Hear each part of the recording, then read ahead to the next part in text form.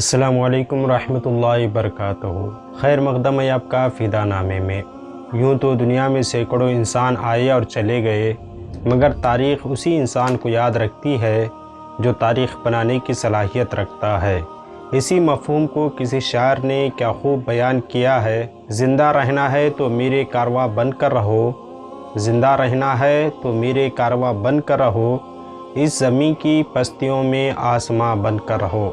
شہر میسور ٹیپو سلطان بھی انہی تاریخ ساز انسانوں میں سے ایک ہیں۔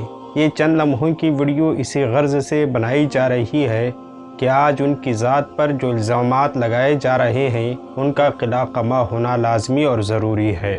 ایک بہت بڑا طبقہ اس حقیقت سے بے خبر ہے کہ ٹیپو سلطان علیہ الرحمہ اپنے وقت کے انصاف پسند حکمران ہونے کے ساتھ ساتھ فراغ دل انسان بھی تھے۔ افسوس کی بات یہ ہے کہ آج ان پر یہ الزامات لگائے جا رہے ہیں کہ وہ ایک طبقے کی حمایت کرتے رہے ہیں۔ وہ رحم دل نہیں تھے، جنگ آزادی میں ان کا کوئی رول نہیں تھا۔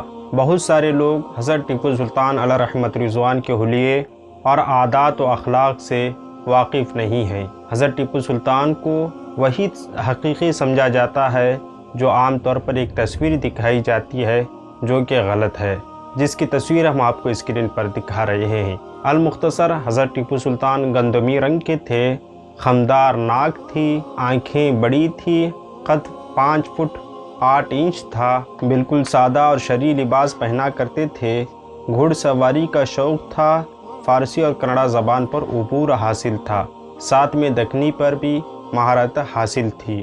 شہر میسور ٹیپو سلطان علیہ رحمت رضوان اپنی آخری سانسوں تک دشمنان اسلام اور انگریزوں سے لڑتے رہے۔ تمام ہندوستانیوں کو اس بات سے باخبر کرتے ہوئے اپنی جان آفرین کے حوالے کر دی کہ ہندوستان صرف اور صرف ہندوستانیوں کا ہے۔ 1752 عیسوی کے 20 ذی الحجہ کو بروز شنبہ حیدر علی خان بہادر کے گھر ان کے زوجہ ثانیہ فاطمہ بیگم کے بطن مبارک سے ایک شہزادہ تولد ہوا جس کا نام ابو الفتح علی رکھا گیا، جو آگے چل کر ٹیپو سلطان کے نام سے ساری دنیا میں اپنی بہادری اور جواں مردی کے جھنڈے گاڑتا نظر آیا۔ ٹیپو سلطان علیہ رحمت رضوان کی عمر ابھی 5-6 سال کی تھی کہ آپ ابتدائی تعلیم مکمل کر چکے تھے۔ عربی و فارسی کی آپ کی تمام ابتدائی اور ضروری تعلیم مکمل ہو چکی تھی تو ایک دن ان کے والد گرامی نے حضرت ٹیپو سلطان علیہ رحمت رضوان سے فرمایا کہ بیٹا، سلطنت کے لیے قلم سے زیادہ تلوار کی ضرورت ہوتی ہے۔ باپ کے ان الفاظ کو سن کر فرما بردار بیٹے نے بہت ہی جلد فن سپاہ گیری میں مہارت حاصل کی اور خود کو ایک جفاکش اور بہادر سپاہی کے روپ میں پیش کیا۔ آئے دن کی لڑائیوں میں شرکت کر کے اپنی قابلیت کا لوہا بھی منواتے رہے۔ کچھ دنوں کے وقفے کے بعد ٹیپو سلطان کے والد حیدر علی علیہ الرحمہ نے حضرت ٹیپو سلطان کی شادی کی خواہش ظاہر کی۔ خواہش کے مطابق 1772 عیسوی کو سلطان کا قد ہوا۔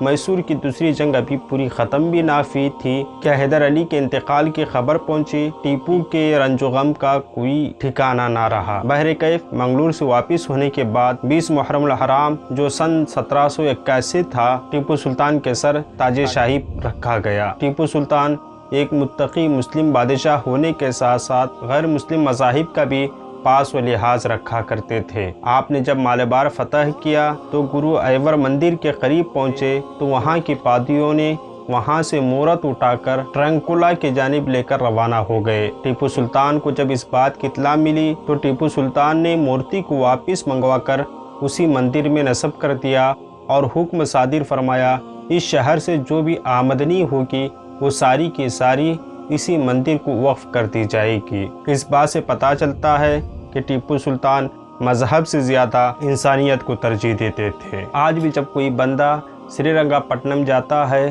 تو اس کی نگاہیں ان 2 مندروں سے ٹکراتی ہیں جو لبے شہر ایستادہ ہیں۔ ٹیپو سلطان کے رحم دلی کے حوالے سے صاحب سلطنت خدا داد رقم تراز ہیں کہ رات کا وقت تھا، ٹیپو سلطان اپنے خیمے میں سو رہے تھے، انہیں کسی کے کراہنے کی آواز آئی۔ خیمے سے نکل کر دیکھا تو معلوم ہوا کہ قیدی پیاس کی شدت سے تڑپ رہا ہے۔ ٹیپو سلطان نے خود جا کر پانی کا اہتمام فرمایا اور خود پانی پلایا۔